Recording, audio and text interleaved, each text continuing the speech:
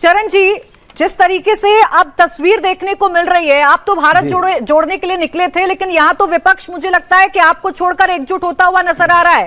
कांग्रेस तो कहीं नजर नहीं आ रही है। आज जो तीसरा मोर्चा नजर आया, उस मंच से आप लोगों को भी कोसा गया है, आपके खिलाफ भी बातें बोली गई हैं।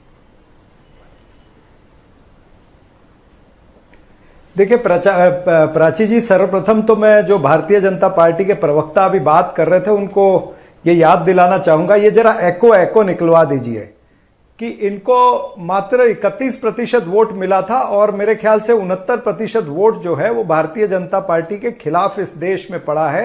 ये शायद अहंकार में ये सारी बातें भूल जाते हैं। और ये वोटरों का जो धन्यवाद कर रहे थे अभी, मैं ये कहना चाहूंगा कि इन्होंने देश के वोटर्स जो हैं उनके साथ में विश्वासघात किया है। इन्होंने अच्छे दिन का वादा किया था, 2 करोड़ नौकरियों का वादा किया था प्रतिवर्ष, और ऐसे अनेक सारे वादे इन्होंने किए थे। चूना लगाने वाली कंपनी के आईपीओ में निवेश करके पैसे के नुकसान से आप डर रहे हैं? बेस्ट आईपीओ निवेश करना चाहते हैं? फ्रीडम ऐप को डाउनलोड करें, आईपीओ निवेश में एक्सपर्ट बने। वो वादे आज भी लोग पूछ रहे हैं। इन्होंने कहा था कि डॉलर और रुपया जो है वो एक समान हो जाएगा, लेकिन आज डॉलर की तुलना में रुपया कहां पहुंचा है आपको पता है, 83 रुपए पहुंच गया है। आज देश के अंदर महंगाई है, पेट्रोल डीजल के दाम, एलपीजी के दाम, जीवन आवश्यक वस्तुओं के दाम आसमान छू रहे हैं। ठीक है। बेरोजगारी, 45 वर्ष में ऐसी बेरोजगारी नहीं थी जो आज बेरोजगारी है। उसी तरह से ट्रेड डेफिसिट अगर देखेंगे तो वो बढ़ता जा रहा है। तो रुपया गिर रहा है, ट्रेड डेफिसिट बढ़ रहा है, मैन्युफैक्चरिंग इंडस्ट्री जो है वो गिर रही है, एमएसएमई बंद हो रही है। इस देश के अंदर नौजवानों को नौकरी नहीं मिल रही है और ये लोगों का धन्यवाद कर रहे हैं। आपने देश के साथ में विश्वासघात किया, आपने महिलाओं के साथ विश्वासघात किया। महिला सुरक्षा पर बड़े बड़े नारे नरेंद्र मोदी जी ने लगाए थे। क्या हुआ अंजलि का जो दिल्ली में केस हुआ है, या इस तरह से कितने केस रोज हो रहे हैं, और दिल्ली को एनसीआर। देखिए, ये वो मुद्दे हैं जो हर रोज चर्चाओं में आते हैं। आप इस पर सवाल पूछ लीजिए जफर इस्लाम से, इस पर भी लंबी बहस हो जाएगी। लेकिन अभी जो मेरा सवाल था सापरा जी, उन सवालों का जवाब नहीं आया। मैं आपसे ये पूछ रही हूं कि आप विपक्षी एकता की बात कर रहे थे, आप तो चिट्ठी भी लिख रहे थे, लेकिन आप देखिए कि आपसे निकलकर ये जो आज नया मोर्चा बन रहा है, इसमें कांग्रेस तो कहीं नजर नहीं आ रही। बड़ी बात यह है कि उस मंच से आपको भी कोसा गया है, आपकी भी खामियां गिनाई गई हैं।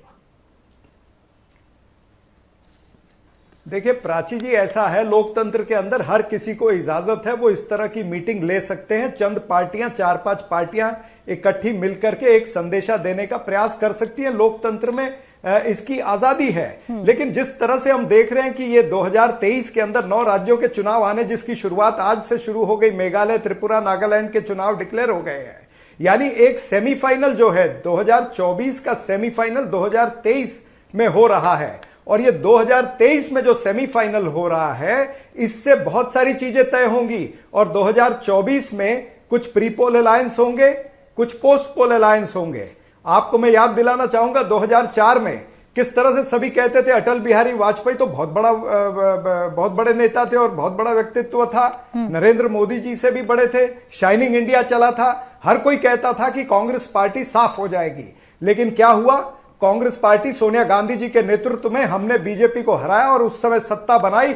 सीपीआई आप 2004 की बात कर रहे हैं, और बाकी जो राजनीतिक दल हैं जो अभी आपके साथ नजर नहीं आ रहे हैं सापरा जी, वो 1996 का एग्जाम्पल सेट करने की कोशिश कर रहे हैं। बार बार कहते हैं कि जरूरी है क्या पीएम बीजेपी का बने, जरूरी है क्या पीएम कांग्रेस का बने? हम तो तीसरे मोर्चे की अब तलाश कर रहे हैं। मैं तो इसको लेकर सवाल पूछ रही थी। मैंने इसीलिए कहा आपको कि 2023 के सेमीफाइनल के बाद में 2024 की अटकलें आप लगा सकते हो। आज अगर कोई अटकलें आप लगाते हो तो मेरे ख्याल से मुझे डर है कि वो अटकलें सच नहीं होंगी। बहुत सारा राजनीतिक समीकरण बदली होगा। और शरद पवार जी ने, उद्धव ठाकरे जी ने और नीतीश कुमार खुद कह चुके हैं कि कांग्रेस पार्टी को नजरअंदाज करके बीजेपी के खिलाफ कोई भी गठबंधन नहीं बन सकता। ये हम नहीं कह रहे हैं, ये और नेता और बड़ी पार्टियों के नेता कह रहे हैं। तो ये सच्चाई है।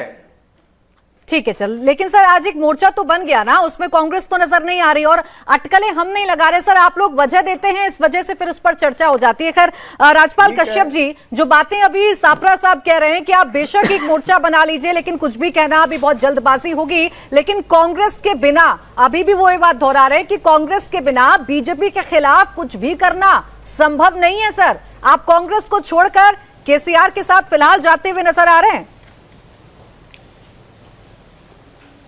देखिए, पहली बात तो जो भी वहां लोग उपस्थित थे वो अपने अपने राज्यों के ताकतवर नेता थे और माननीय अखिलेश यादव जी उत्तर प्रदेश में चीफ मिनिस्टर रहे हैं और मुख्य विपक्षी दल है और बीजेपी को कई मौकों पे धूल चटाने का काम किया। उनकी शासन सत्ता केंद्र में भी रही, उत्तर प्रदेश में भी रही। चूना लगाने वाली कंपनी के आईपीओ में निवेश करके पैसे के नुकसान से आप डर रहे हैं? बेस्ट आईपीओ निवेश करना चाहते हैं? फ्रीडम ऐप को डाउनलोड करें, आईपीओ निवेश में एक्सपर्ट बने। चाहे गोरखपुर में ही बाई इलेक्शन हुआ था, जहां से योगी आदित्यनाथ जी चीफ मिनिस्टर बनने के बाद में सीट खाली हुई थी, वहां पे भी समाजवादी पार्टी के राष्ट्रीय अध्यक्ष जी ने वहां हरवाने का काम किया।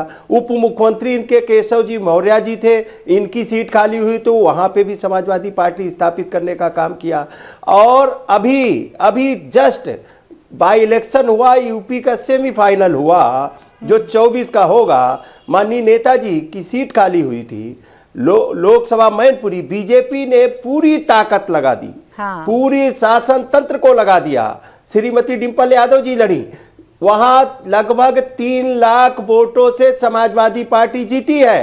ठीक है। और मुजफ्फरनगर में एक सीट का चुनाव था, वहां भी समाजवादी पार्टी और राष्ट्रीय लोक दल का गठबंधन जीता है, बीजेपी आ रही है, वो बीजेपी की सीट थी। और रामपुर में तो जबरदस्ती इन्होंने सर्टिफिकेट दे दिया। इंडिया टीवी हर वक्त हर जगह डाउनलोड करने के लिए सर्च करें India TV news Google play store या ऐप स्टोर पर।